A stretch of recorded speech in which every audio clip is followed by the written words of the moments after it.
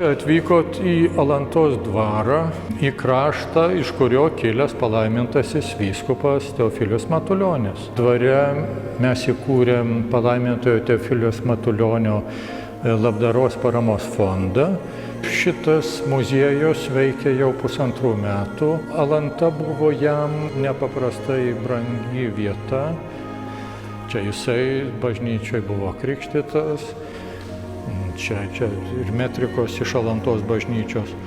Tuokėsi jo tėvai, jo broliai ir seserys čia irgi buvo krikštyti. Kai pasimirė jo mama, ji palaidota čia.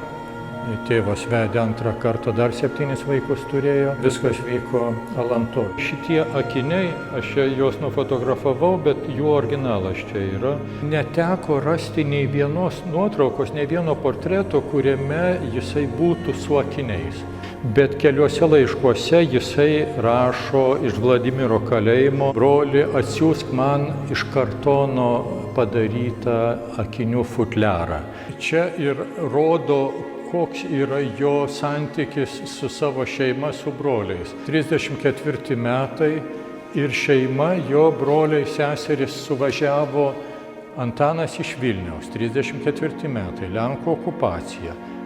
Jisai turėjo gauti vizą pervažiuoti į Kauną. Šeima atvažiavo 3 brolių aplankyti Peterburgą. Vedasi į gerą fotoateljė. Matosi, kad čia tą pačią valandą daryti ir tie 3 broliai ir čia su visa šeima. Teofilius Matulionis susodino priekyje savo visą šeimą. Brolinė sesuo, kita brolinė, svainis baruolis, čia ta pamotė ir šičia Emilijos brolinės mama.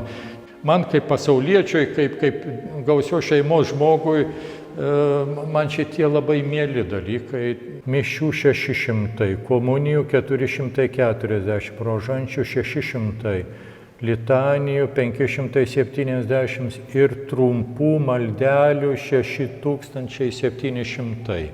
Gal vyskupas tenais vietinis Čikagos paskelbė, kad visi paruoškit dovaną, bet tokią labai paprastą, gražią dvasinę puokštę. 35 metai, čia yra Hadžis, Baltimorės kažkokia fotografijos kompanija.